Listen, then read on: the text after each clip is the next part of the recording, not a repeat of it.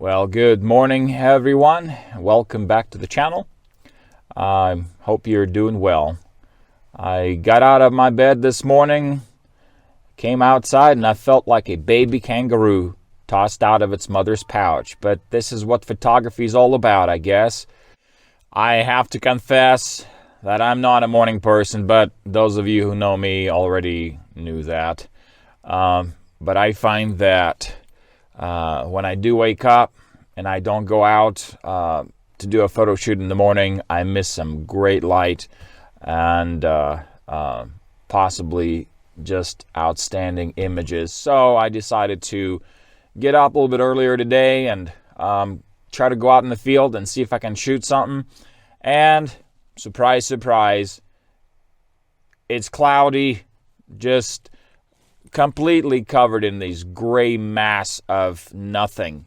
So I'm not expecting to find outrageous, stunning sunrise this morning. However, I did bring my telephoto lens, and I'm going to try to compose something, and we might make an episode out of shooting landscape, landscape images with telephoto lenses.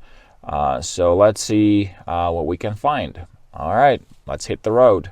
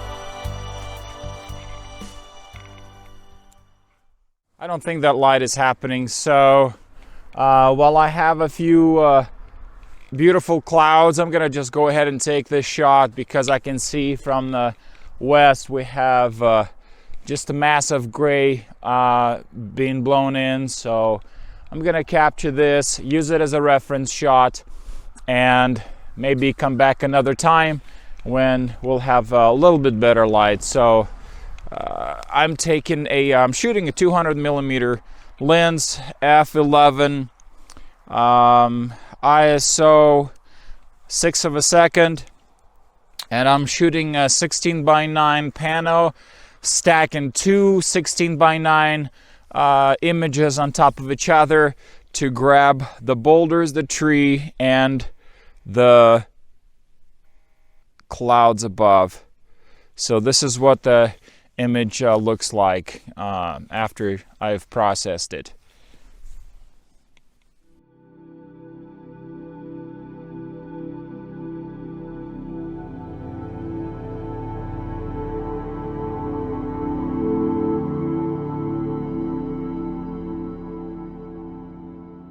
So I slightly changed the location, and I can see the ridge where the sun is supposed to be coming over.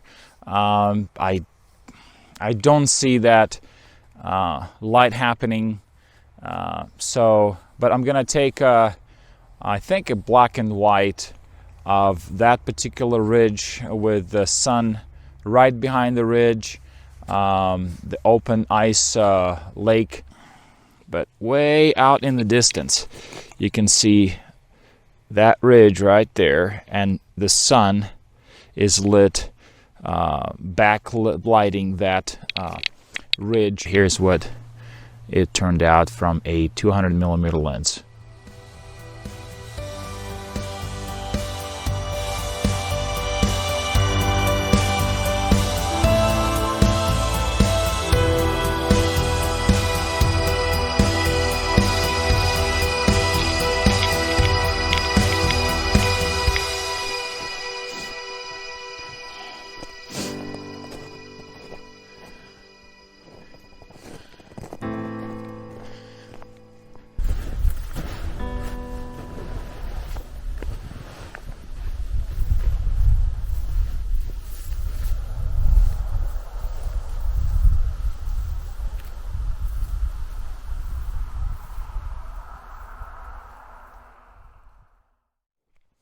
So I'm in the same location, just a little bit up the beach on this lake, and I came across a great looking cliff sticking out of the ice with a couple of trees on top, and it reminded me of the sea stacks you find in Oregon, on the Oregon coast.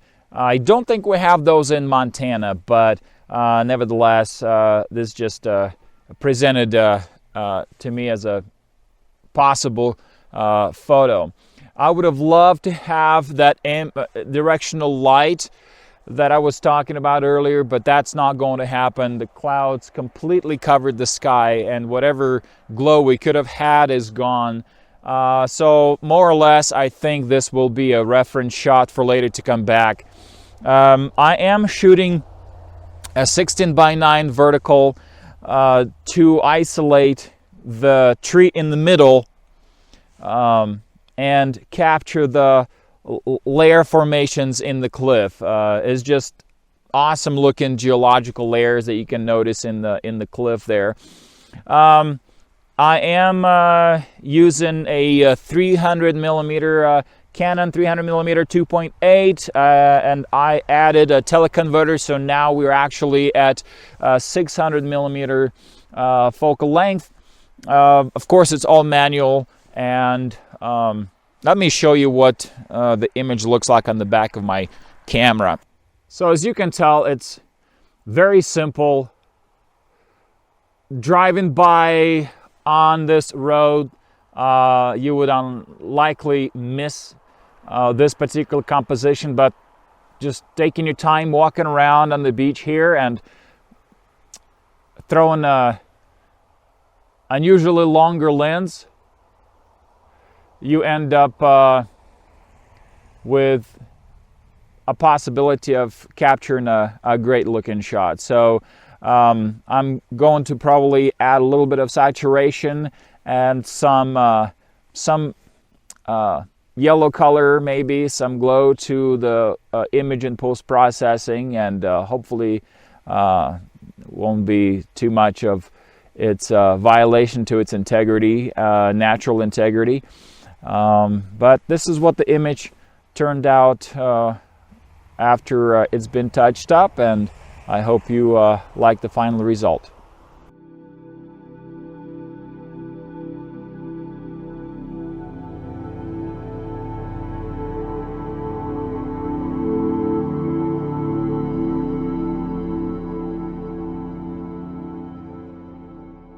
Now that we have taken that shot, let's address the title to this video.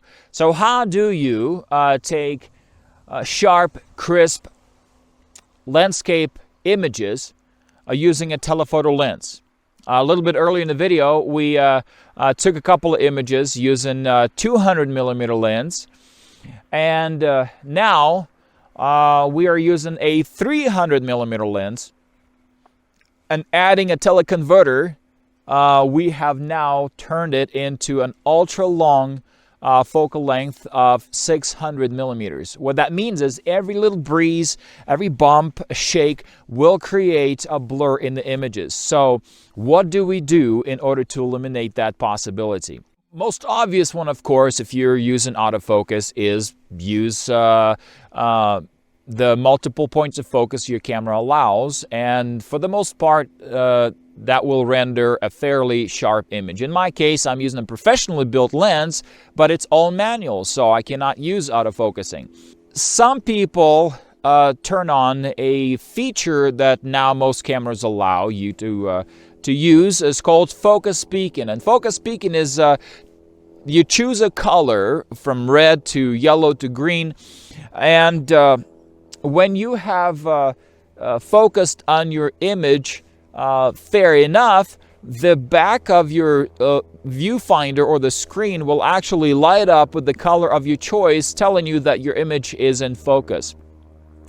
Besides being the distraction to my eye, I actually stopped using focus peaking because even after that, throwing the image onto a computer screen, I found that the images were not quite in focus, so I actually stopped using it. But if you have better results with it, more to you, I suppose. Another technique you can apply to getting sharper images is take advantage of the digital zoom of your camera beyond the ability of your lens.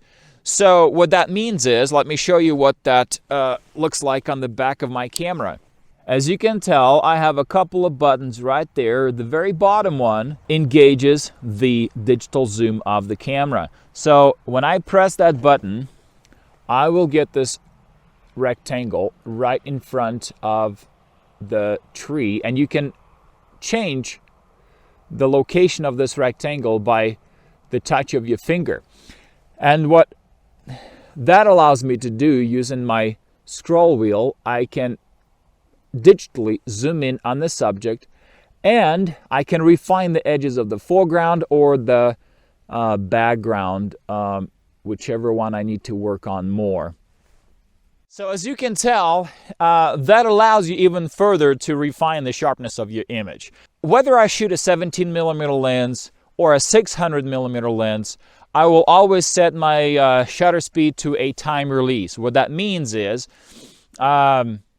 you can turn a 2-second, 10-second, or even longer time release setting on your camera, where after you press the shutter button, the image is taken at the time that you've chosen, after 2 seconds or 10 seconds, and that again eliminates shake after you've touched your camera. And in my case, because it's all manual, that also helps. You can use a remote shutter release, or you can use a wired shutter release. In my case, I will be also using a wired shutter release.